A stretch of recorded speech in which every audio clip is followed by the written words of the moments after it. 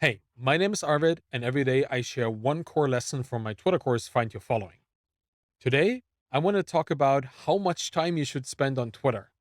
And I'm not sure if I'm the right person to give you advice on this because I spend way too much time on Twitter anyway, but I use it as a source of inspiration, as a tool to find content ideas for my newsletter and my blog and my podcast, for marketing purposes, to sell my books and to sell my courses, and for all other kinds of things. So I guess it's okay if I spend a little time on Twitter. But if you have a business that is not being a media company on Twitter, and you actually want to get work done, I highly recommend that at that point, you really limit the amount of time that you spend on Twitter. I think you only need around 1 hour max any given day on Twitter to use it effectively. Make it a conscious and intentional visit. Don't just pull up Twitter in your lunch break because you have 5 minutes to spend.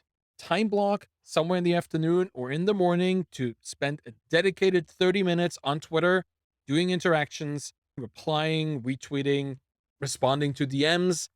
Use that time wisely, but don't use more than an hour because the more time you spend on Twitter, the less time you spend on your project.